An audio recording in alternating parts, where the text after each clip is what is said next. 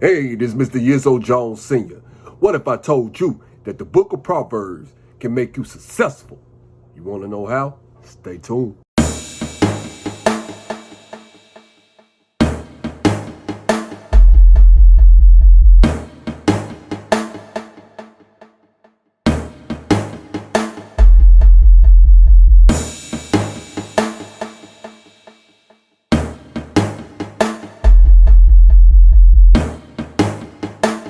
Now, today we're going to be discussing two topics.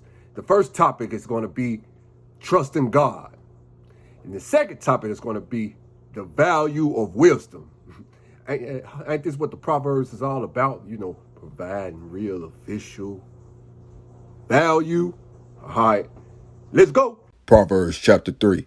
My son, forget not my law, but let thine heart keep my commandments. For length of days and long life and peace shall they add to thee. Let not mercy and truth forsake thee. Bind them about thy neck. Write them upon the table of thine heart. So shalt thou find favor and good understanding in the sight of God and man. Trust in the Lord with all thine heart, and lean not unto thy own understanding. In all thy ways acknowledge him, and he shall direct thy paths. Be not wise in thy own eyes. Fear the Lord, and depart from evil. It shall be health to thy navel, and marrow to thy bones. Honor the Lord with thy substance, and with the first fruits of all thy increase. So shall thy barns be filled with plenty, and thy presses shall burst out with new wine. My son, despise not the chastening of the Lord, neither be weary of his correction.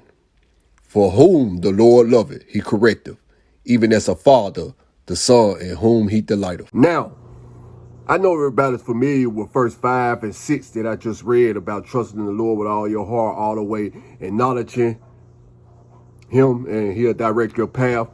But, you know, that's all fine and dandy, but people, they seem to stop right there. But he gives us one more instruction, and it's verse 7. Now, this completes the whole thing. It says, be not wise in thy own eyes. Fear the Lord and depart from evil.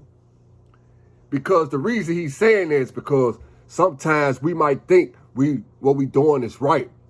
We might be doing things for the wrong motives, and we thinking that it's the Lord's will. But 9 times out of 10, it's not his will. So if we're not in his will, we're doing Satan's work. You see? See, I just wanted to, reiterate on that verse, because a lot of people, they don't read that verse. They only read the first 2 verses and apply it. But you need to apply all 3 of them. And once you put that 3rd verse into it, man, you'll be like, wow, the Lord, he'll really show you things, man. When you trusting in God, you got to really trust him and know that his way is the best. Not trying to ask him to do something the way you want it done. You're asking him for help because he already knows all things, and he already know how to handle it. Because if you knew how to do it on your own, you wouldn't need to pray for him. You wouldn't need his help. So, this is the true way of trusting God, not just taking some parts of the word and applying it to your life and then go do other things. And that's not the way God works. He wants you to trust him, and he wants you to live and obey his whole word, not just some of it, taking pieces from here to there, but all of it that comes with it. And it also says that, whatever we receive, we need to honor the Lord that, giving him a tithe, giving him an offering, letting him know that we appreciate him, that he's in control, and we're full of gratitude and thanking him that he is the original provider for whatever, we have as far as money, or whatever we have to give. We need to, break the Lord off first with that. You could do it in 10% tithes, you could do it in offering, or any way that the Lord have you to do it. You see what I'm saying? And then you also putting him first in your life. You letting him know that he is in control. You letting him know that he is way more important than the material things that you have. The last thing I wanted to mention about trusting God, you remember back when I was just talking about, doing things his way. You see what I'm saying? See, if the Lord, When the Lord loves you and you're asking him for guidance, he's going to correct you. You might have to get punished for something that you did, but the Lord already got everything worked out. See, he has his ways of disciplining his children, like for the ones out there that have children. Now, if you want your children to learn an important, valuable lesson that, that they did something wrong, then you have to discipline them. You have to train them. You have to educate them. You have to let them know what they did. So, when something bad happens and things like that, don't look at it as a bad situation. Just look at the Lord as, disciplining you. He's trying to show you the right way. But it's up to you to accept it. Happy is the man that findeth wisdom, and the man that getteth understanding. For the merchandise of it is better than the merchandise of silver, and the gain thereof than fine gold. She is more precious than rubies, and all the things thou canst desire are not to be compared unto her. Length of days is in her right hand, and in her left hand riches and honor. Her ways are ways of pleasantness, and all her paths of peace.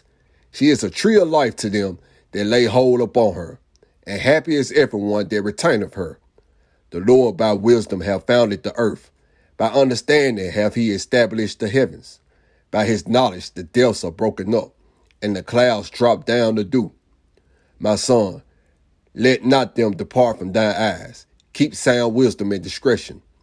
So shall they be life unto thy soul, and grace to thy neck.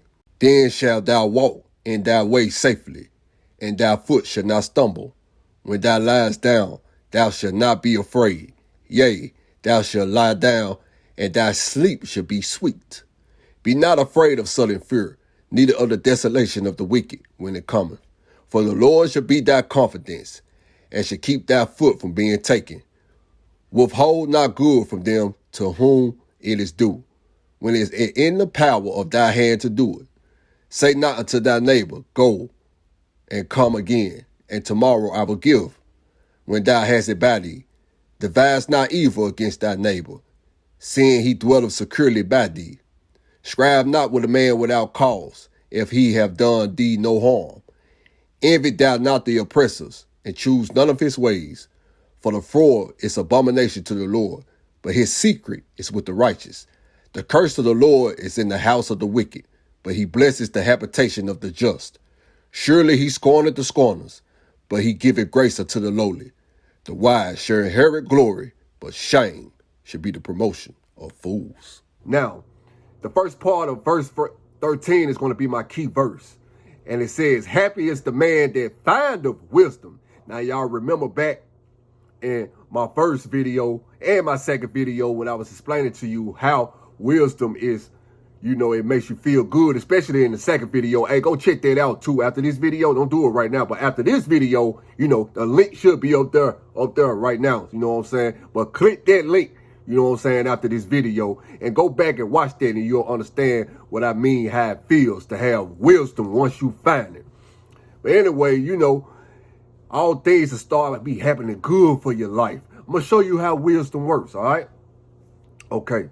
Now, wisdom, will have you, just at the top, just top notch, man. It'll have you you'll stand out in front of everybody that's around you, Wisdom will have you doing things that the world don't even know how to do. You will get knowledge from the heavens up above, because what you're doing is receiving the mind of Christ, how he thinks and how he moves. And he will share that with you if you're, a diligent worker to find wisdom. You understand what I'm saying? And the way you find wisdom is reading that word and, studying these Proverbs, like you watching this video right now. You see what I'm saying? And it also says that, length of days is in her right hand. You will get to live a long and prosperous life, because, you won't be having death following you. You won't be having to look over your shoulder, and you'll be eating right, and all other things will start coming to you. You just start this journey, and the list I just gave you is going to be adding more and more and more and more and more, and it's going to be excited to you to live that way every day. Now, go to the left hand. It says riches and honor. It's in the left hand. When I say riches, I'm not just talking about money. I'm just talking about being abundant with a whole lot of things. Now, the number one reason that wisdom is valuable is because the Lord founded this earth by his wisdom. Now, if the Lord founded this earth by his wisdom, don't you think he knows everything, how it goes, everything that's going on in it? So it will be wise, and it behooves you to seek out for his wisdom so it can add value to your life. I'll see y'all tomorrow. Thanks for watching.